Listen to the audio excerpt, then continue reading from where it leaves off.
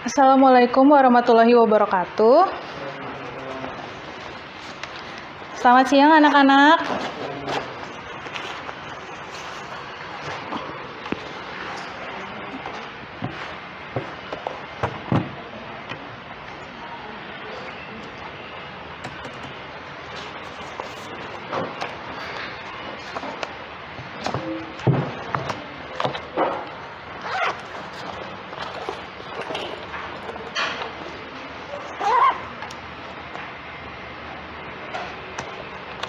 Ya, hari ini sebelum kita mulai pembelajaran, Ibu ingin salah satu dari kalian menyiapkan untuk berdoa bersama. Ayo, ketua kelasnya dipersiapkan untuk berdoa. Sebelum kita mulai pelajaran kita hari ini, lebih baik kita berdoa dulu.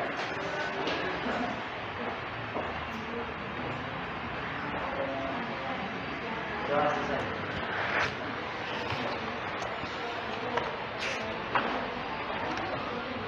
Hari ini masuk semua? Alhamdulillah hari ini semuanya bisa hadir ya, mengikuti pembelajaran hari ini. Baik, kalau begitu sebelum kita mulai materinya, Ibu ingin bertanya kepada kalian. Ada yang masih ingat gak materi minggu lalu? Ada yang masih ingat? Enggak ya? Jadi minggu kemarin itu, Ibu ingatkan sedikit, kita itu belajar tentang sejarah Sumpah Pemuda. Ya, jadi sejarah Sumpah Pemuda ini di mana para pemuda saling berkumpul dari berbagai daerah dan berdiskusi tentang cita-cita bangsa Indonesia, di mana mereka memiliki satu kesamaan, yaitu mereka ingin Indonesia bersatu. Sebelumnya, Ibu ada video. Kalian bisa lihat video yang akan Ibu berikan. Indonesia tanah air beta. Di hari itu, pemuda Indonesia berkumpul bersama, membawa tekad kuat dan semangat yang membara, hanya untuk membela bangsa yang kian rindu kenyamanan tanpa kekhawatiran, demi kemerdekaan yang satu, tanah air dengan keadilan tanpa tipu. Hari ini akan tercatat oleh sejarah, semangat pemuda yang tak akan pernah terlupakan. Dikenanglah dengan Hari Sumpah Pemuda. Sumpah Pemuda bukanlah simbol perjuangan mereka terdahulu. Kenangan itu adalah cermin untuk pemuda saat ini, yang lebih membakarkan semangatnya kembali untuk Indonesia bersatu, yakni Bhinneka Tunggal Ika.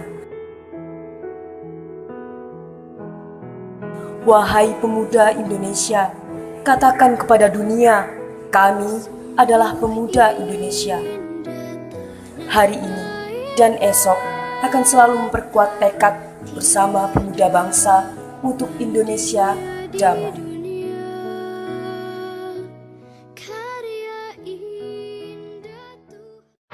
Ya, itu tadi video pendek tentang Sumpah Pemuda. Dari video tadi, ada yang ingin bertanya? Ayo, siapa yang ingin bertanya?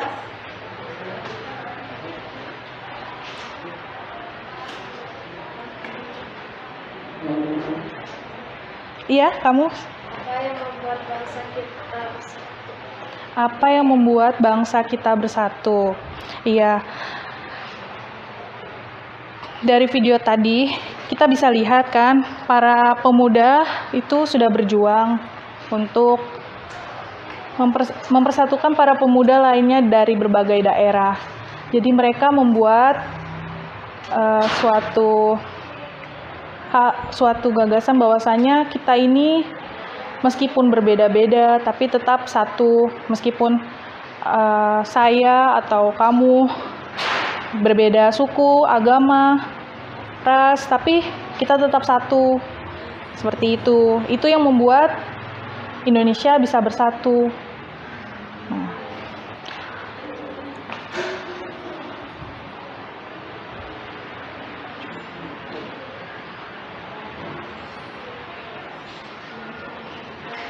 Nah, ya sebelum kita masuk ke materi, Ibu akan memberitahukan tujuan pembelajaran kita hari ini, yaitu yang pertama menjalankan perilaku orang beriman sesuai nilai dan semangat Sumpah Pemuda pada tahun 1928 dalam Bhinneka Tunggal Ika. Tadi sebelum mulai belajar kita sudah berdoa kan ya, berarti kita sudah menjalankan satu tujuan yang pertama itu. Kemudian mengembangkan sikap toleransi sesuai nilai dan semangat Sumpah Pemuda tahun 1928 dalam Bhinneka Tunggal Ika. Ya, Ibu harap kalian nanti bisa mengembangkan sikap toleransi ini kepada sesama teman kalian. Meskipun nanti kalian dan teman kalian itu berbeda, tapi kalian harus tetap mempunyai sikap toleransi. Kemudian menyimpulkan makna Sumpah Pemuda, menjelaskan arti penting Sumpah Pemuda, kemudian memproyeksikan semangat dan komitmen Sumpah Pemuda, lalu menyusun laporan hasil telaah tentang makna Sumpah Pemuda dan menyajikannya hasil telaah di depan. Jadi nanti kita buat kelompok, kemudian kita nanti sama-sama mencari tahu apa itu makna Sumpah Pemuda. Nanti kita akan bahas sama-sama ya.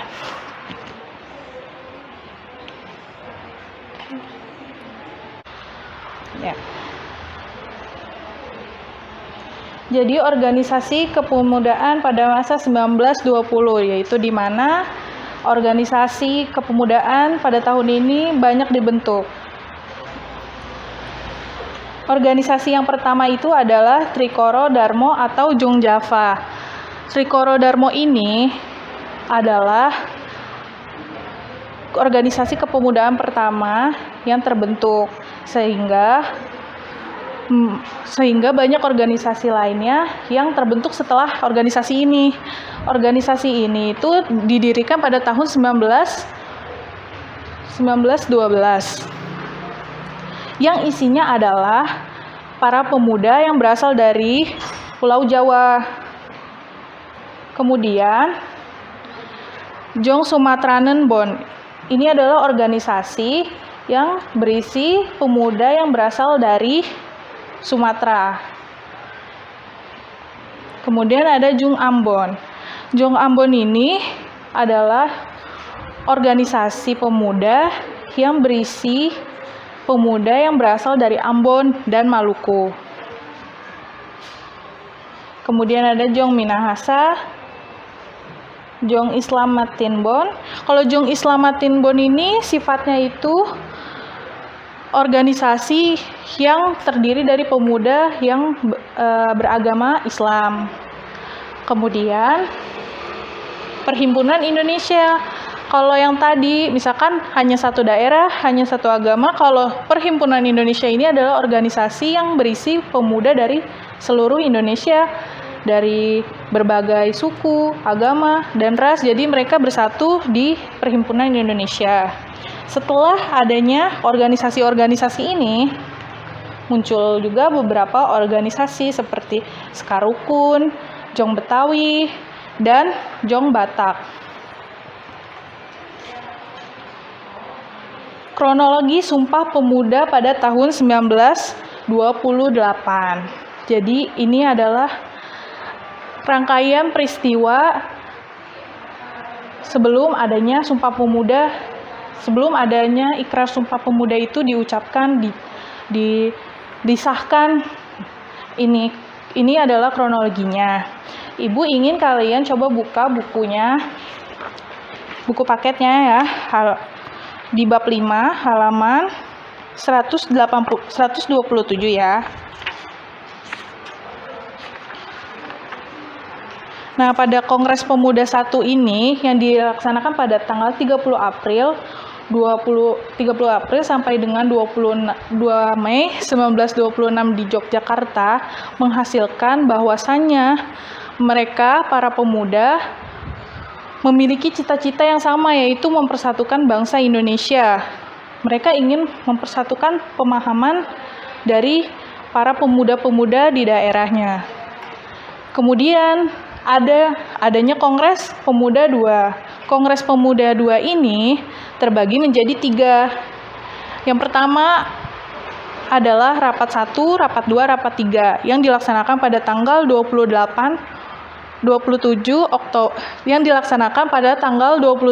sampai tanggal 28 Oktober 1928 di Jakarta. Rapat pertama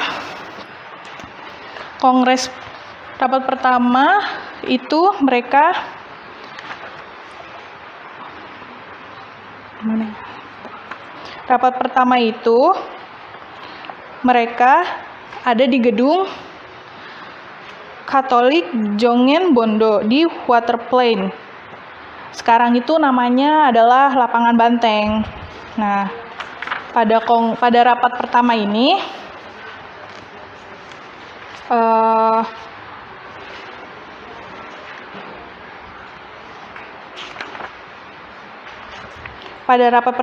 ada 5 faktor yang dapat memperkuat persatuan Indonesia, yaitu sejarah, bahasa, hukum, adat, pendidikan, dan kemauan. Jadi, kenapa sih kok ada kemauan? Ya, kalau kita nggak punya kemauan untuk bersatu, ya kita nggak bisa dong bersatu seperti itu. Maka dari itu. Kemudian, setelah rapat 1, ada rapat 2. Rapat 2 ini di tanggal 28 Oktober. Kalau rapat 1 itu pada tanggal 27, maka rapat 2-nya pada tanggal 28 Oktober. Nah, pada rapat kedua ini mereka membahas tentang pendidikan untuk anak. Dan pada rapat ketiga, di hari yang sama pada tanggal 28 Oktober juga, tapi di tempat yang berbeda, mereka berhasil merumuskan yang namanya Ikrar Sumpah Pemuda dan disahkan pada hari itu di rapat ketiga. Selain itu, mereka juga selain mensahkan Ikrar Sumpah Pemuda, mereka juga menyanyikan lagu Indonesia Raya yang diciptakan oleh W.R. Supratman. Untuk pertama kalinya Indonesia Raya itu bukan diperdengarkan di upacara kemerdekaan, tapi ketika Kongres kedua rapat ketiga. Kemudian di sini ada peran organisasi kepemudaan dalam Sumpah Pemuda tahun 1928. Perannya organisasi yang tadi, organisasi kepemudaan yang ada di Indonesia. Peran-perannya ini, mereka mewujudkan persatuan dengan menghimpunkan dirinya dalam pertemuan besar, yaitu Kongres. Jadi, mereka mewujudkan persatuan mereka dengan cara, ayo kita buat Kongres, kita adakan rapat. Nah, ini disebut dengan Kongres Pemuda 1. Kemudian menjadi motor penggerak pelaksanaan Kongres Pemuda 2. Di mana mereka sebagai jalan dicapainya kesepakatan bersama, yaitu Ikrar Sumpah Pemuda. Jadi mereka sama-sama mensepakati bahwasanya inilah Ikrar Sumpah Pemuda. Seperti itu.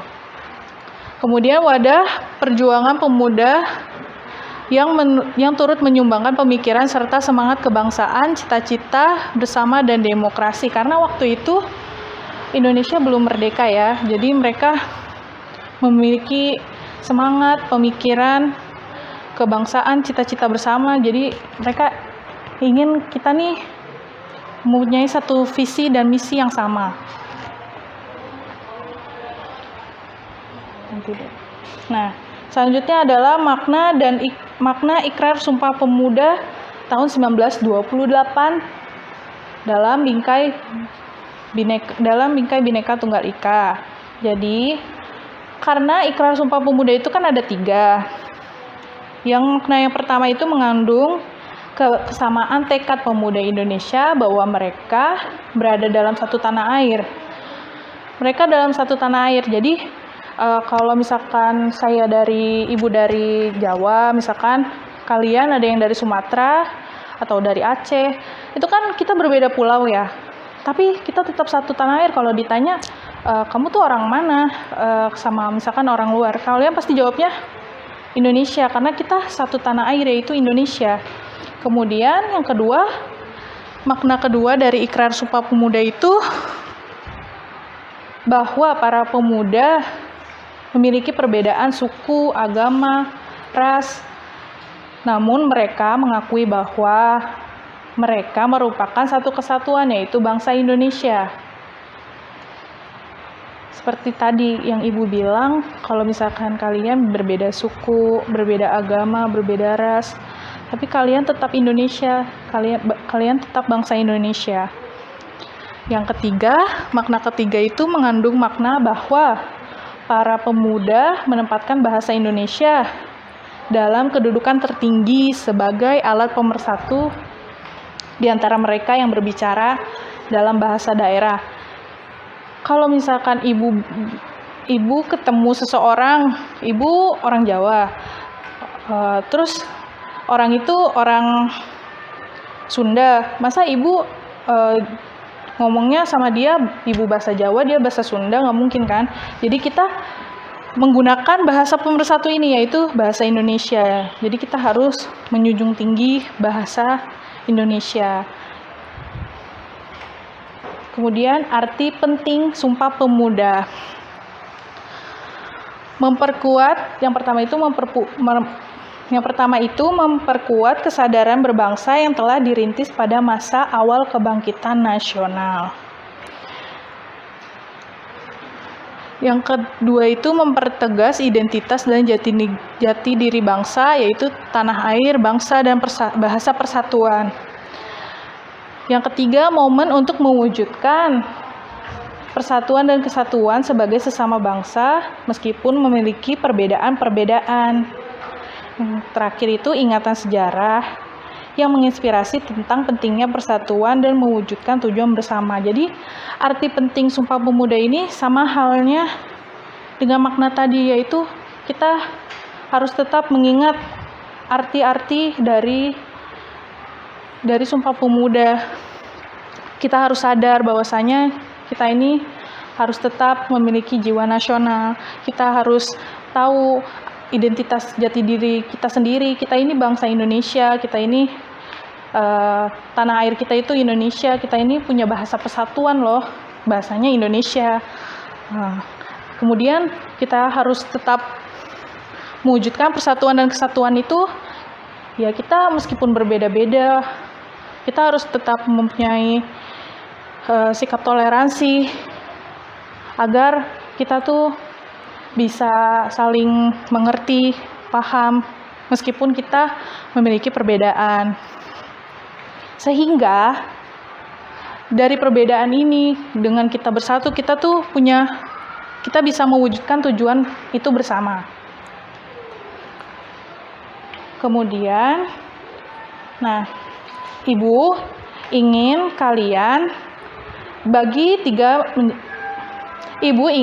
kalian membentuk kelompok menjadi 3. Kelompok 1, 2, dan 3 kalian sama-sama saling mencari makna dari Sumpah Pemuda. Nanti kita akan presentasikan bersama-sama ya. Jadi sekarang kalian tolong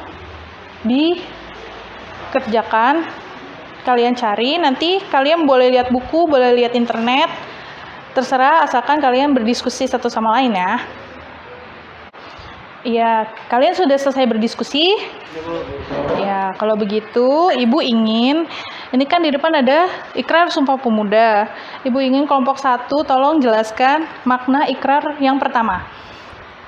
Makna pertama, meskipun pemuda berasal dari berbagai daerah yang dipisahkan oleh laut dan selat serta latar belakang kondisi wilayah masing-masing, mereka mengakui Indonesia tumpah darahnya. Karena itu meskipun berasal dari wilayah yang berbeda, namun para pemuda tetap mengaku satukan Indonesia. Iya, benar. Jadi meskipun kita berbeda-beda wilayah, tetap tanah air kita itu tetap Indonesia. Selanjutnya, kelompok 2, silakan kalian kelompok 2 perwakilan jelaskan makna ikrar yang kedua.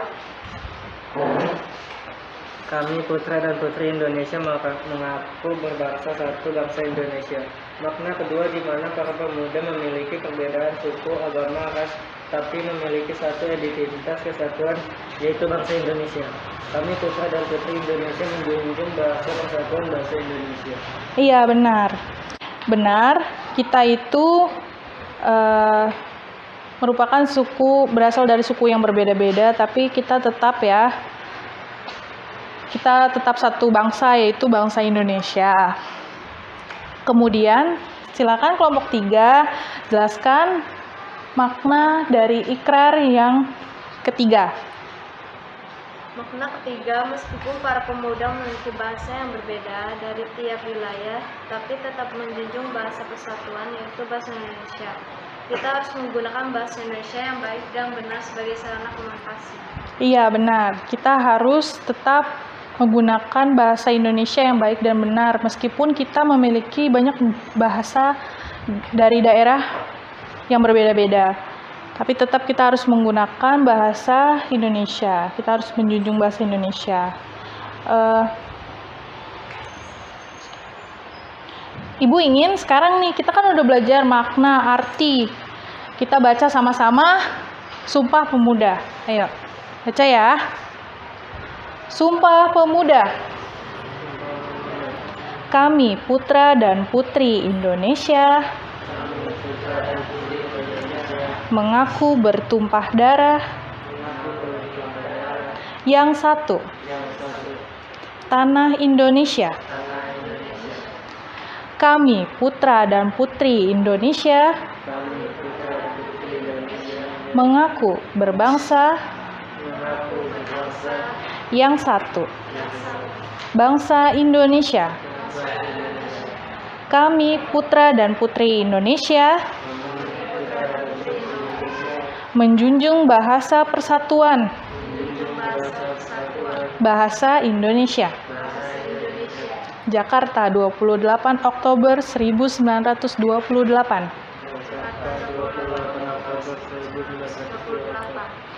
Iya. Itu tadi pembelajaran yang sudah kita lakukan tentang Sumpah Pemuda dalam Bingkai Bhinneka Tunggal Ika. Sebelum Ibu mengakhirinya, coba ada nggak sih ada yang ingin bertanya sama Ibu? Ayo, siapa yang ingin bertanya? Siapa?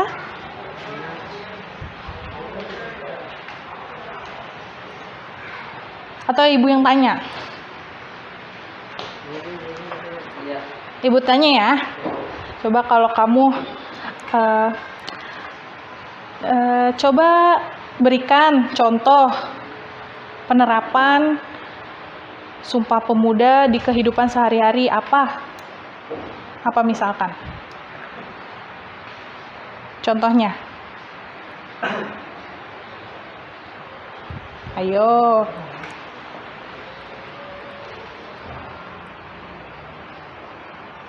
Toleransi antar suku, agama, dan ras.